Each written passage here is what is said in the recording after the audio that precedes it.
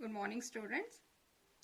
In a previous chapter, we have seen a broad classification of living organism which was proposed by R.H. Whittaker, where he suggested 5 kingdom classification including Monera, Protista, Mycota, Animalia and Plantae. So in this chapter, we are going to deal with a further classification within a kingdom Plantae, and it is popularly called as plant kingdom. We are going to study in detail of plant kingdom in the chapter 3, in detail of animal kingdom in chapter 4. See, classification has been changed because the fungi or some members of the Monera protista which had the cell wall were put under Plantae. I told you in the beginning there was only 2 kingdom classification called plant and animal. So those which had the cell wall or which can prepare their own food were all put under plant, and others like heterotrophs and without cell wall were put under animal. So later on, as classification got advanced, these members like fungi or members of Monera protista, even though they have the cell wall, they were removed from the Plantae and given a separate order. And even the cyanobacteria, commonly we call cyanobacteria as blue-green algae. When we hear this term algae, we feel that it might belong to the algae, but actually cyanobacteria or blue-green algae belongs to the kingdom Monera. We have studied them under Eubacter, right? Like this. So in this chapter, we will describe a plant. So plants have been classified into 5 different class, that is algae, bryophytes, pteridophytes, gymnosperm and angiosperm. We will look them in detail. So classification here, there are various classification system. So the first classification system is called as artificial classification system. This was proposed by Linnaeus. So here what they did was they considered only the morphological character. For the classification, initially they have considered only the morphological character, meaning those characters which are externally seen. Say like their habit, where plant grow, or what is the color of the plant, or the number and shape of leaf present. Say these are all external characteristic. As soon as you see a plant, these are visible. So these morphological characters were taken into consideration for classification. At the same time, they gave equal weightage to the vegetative and sexual character. See here the vegetative characters are different, and sexual character mainly they taken the structure of a male reproductive system, that is the androecium, that is regarding the stamen, number of the stamen, arrangement of the stamen, like this.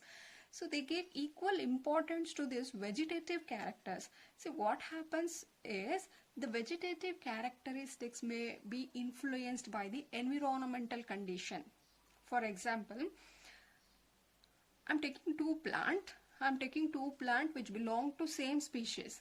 I'm going to plant this under one condition and one more very far from this in a different environmental condition.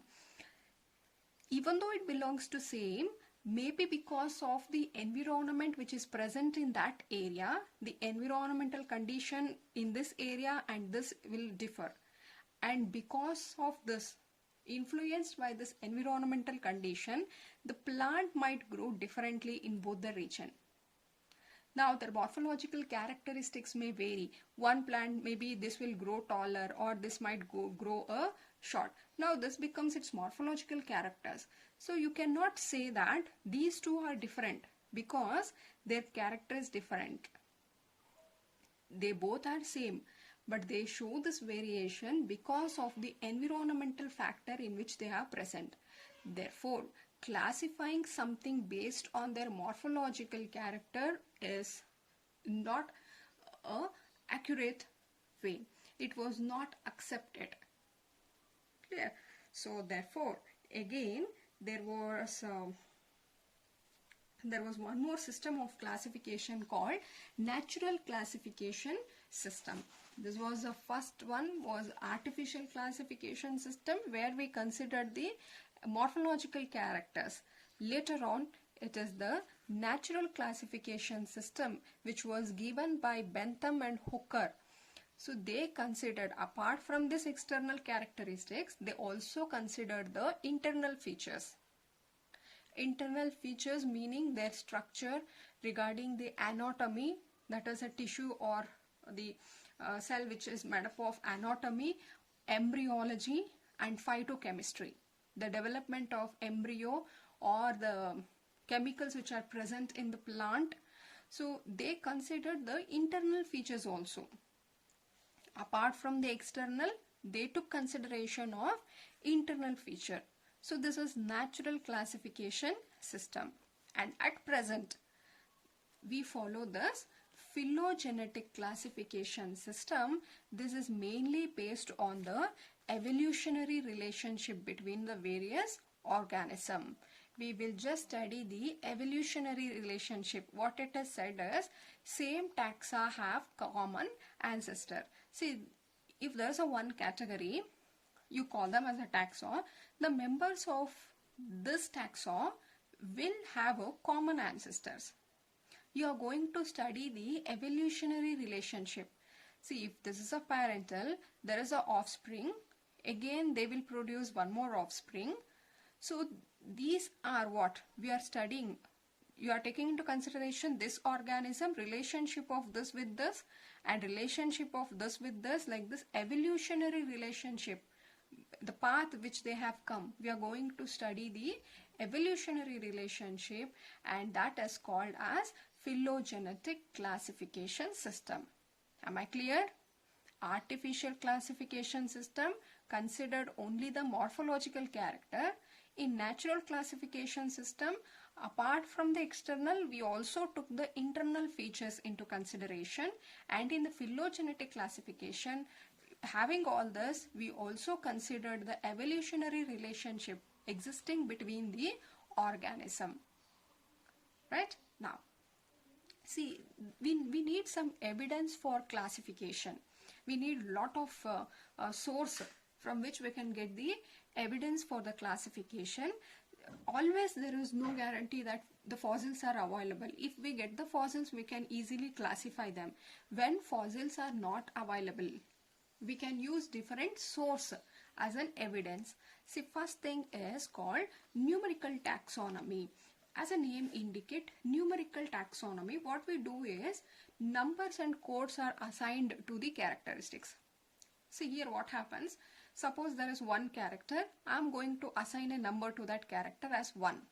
And I will take one more character, assign number as 2. Third character 3, 4, 5, like this. 100 to 1000 characters can be assigned a code. The number what we give will become the code. So these are all fed in the computers. If I come up with a new organism, easily I can compare to all the characteristics which I have coded in the computer and know exactly to which group does this new organism belongs to. And the advantage of using this is, at once many characters can be compared. See, many times what happens, if you take one consider, it will match character, if it might match.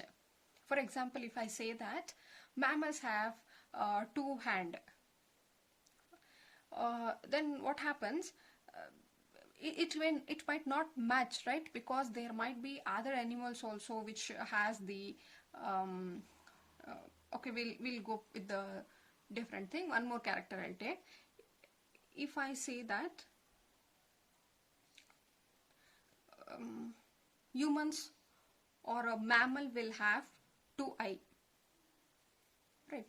If I say that there are so many other animals also which will have 2 eyes, therefore we cannot match. You cannot put any animal under mammals because they have 2 eyes.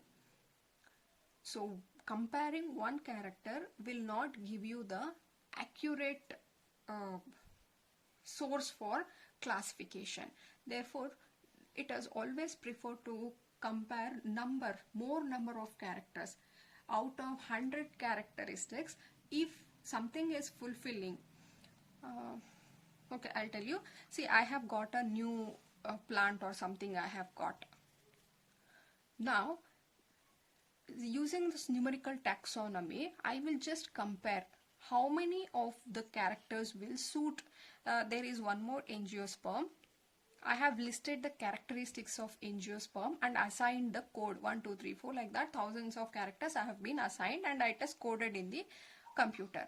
Now I will compare this new plant will fulfill how many of these characteristics. There might be 90 characteristics which in compare with the angiosperm, and another 10 characteristics might be same as of the gymnosperms. Therefore, I can take that this plant shows more characters similar with the angiosperm. We can put them under angiosperm.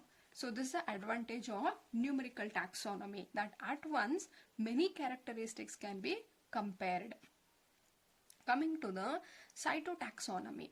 In the cytotaxonomy, we are going to study the chromosome number. So what is a chromosome number? We know that each species will have different chromosome number. We are going to study what is the chromosome number they have, what is the structure of that, and what is the behavior of that. So taking into consideration of all this, say cyto meaning it is a cell. So you are going to study in detail of the cell taxonomy. So that is cytotaxonomy. And taking the chemotaxonomy will also provide a evidence or a source for classification. So take out the chemical constituents. Chemo meaning the chemicals which are present in that organism. So we can compare that and we can use it for classification. Hope I am clear. So these are the three systems of classification. If you want to do a classification, it is not, we need to consider various factors. So these are some source which is going to help you for doing the classification. We can use the numerical taxonomy, cytotaxonomy, as well as chemotaxonomy. Now, the plant is being classified into, it is classified into algae, bryophytes, pteridophytes, gymnosperm, and angiosperm. You can expect 1 5 marks question out of this. We have to study in detail. So first thing is, let us take up the algae. In the under plant kingdom, the first group is algae. So now algae, you might have seen the growth of algae in water bodies. Some of the waters look green in color. That is because of the growth. If you take out that water and if you observe under microscope, you can see this algae which are present there. So now algae usually they are present in the moist stone.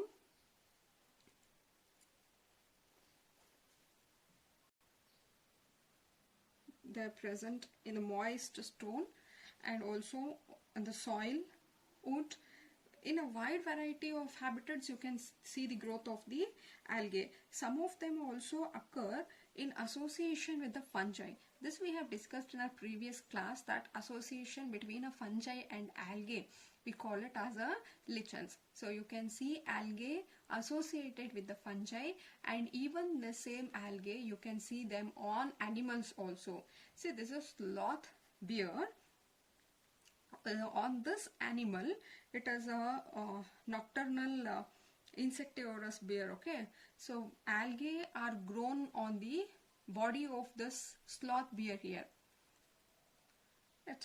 Now they range from microscopic unicellular.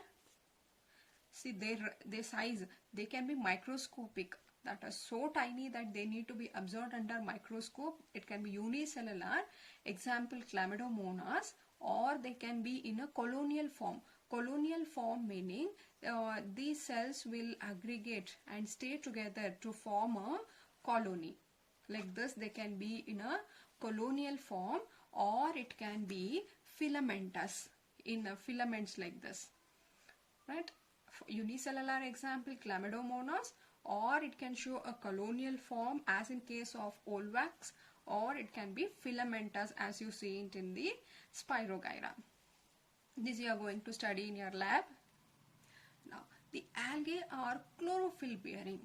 We know that the algae has a pigment, chlorophyll, that is they have the chlorophyll pigment in their chloroplast. They are simple, they are thylakoid. Thylakoid meaning, when we use this word thallus, meaning when you cannot differentiate into a stem, root, like that. It is simply a leaf-like structure. You cannot see, there is no root, stem, leaf. That time you call it as a thallus. They are autotrophic. Since they have the pigment, they can prepare their own food, and also they are aquatic. Clear? So these are general characteristics of algae which we are discussing. Coming to the reproduction of algae, they reproduce by vegetative, asexual, sexual. Now what is vegetative method? That is commonly fragmentation. We now know what is fragmentation. If this is a parental body, if the parental body cut into pieces and the new piece here can develop into a new individual, that is called fragmentation. And asexually, by the formation of a motile spores called zoospores. You can see flagella here. If it is showing flagella, meaning it can move. They are flagellated. So they are motile, and on germination of this, they will give rise to a new plant. And sexual reproduction, meaning it is by fusion of gamete. So fusion of gamete, the gamete may be similar in size and appearance. That time you call it as isogamous. Here if I say sexual, it is by fusion of gamete, meaning two gametes should fuse. If those two gametes are similar in size and appearance, you call such gametes as isogamous. If those gametes are dissimilar, you call it as anisogamous. And if a female is a bigger one and there is a small male gamete, you call it as a oogamous. So whatever fusion of these gametes will result in the formation of a sexual spore or a new plant. And isogamous you can see in case of Spirogyra, anisogamous in case of Chlamydomonas, oogamous in case of Olvax. Am I clear? These are all the general characteristics of algae. The habitat where you can find the algae and their size can be microscopic, unicellular, or they can exist as a colony, or it is a filamentous. They are chlorophyll bearing, having chlorophyll. Their structure is simple. They are thallus and autotrophic, aquatic, and this is regarding the reproduction. Now what are general uses of algae? Algae, we say that it is an autotrophic. They prepare their own food by photosynthesis. Therefore at least half of total carbon dioxide fixation on earth is carried out by algae through photosynthesis. Half of the carbon dioxide fixation. So you can say these are the important carbon dioxide fixation agents. Being photosynthetic, they also increase the level of dissolved oxygen in their immediate environment.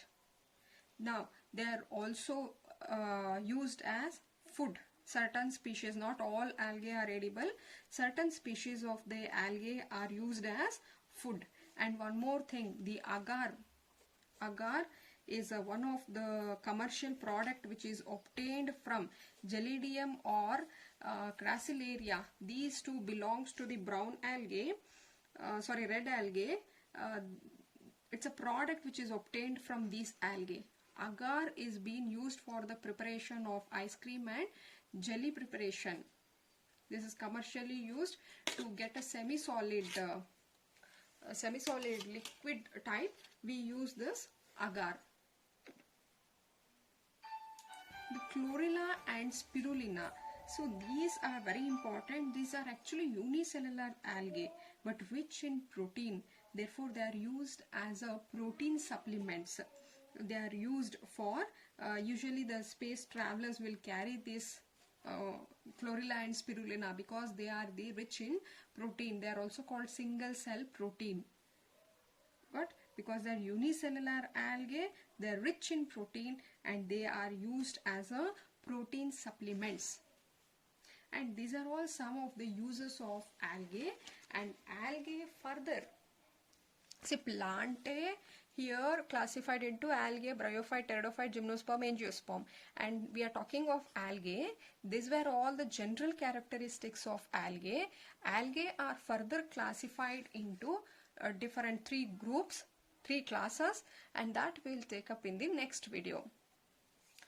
Clear?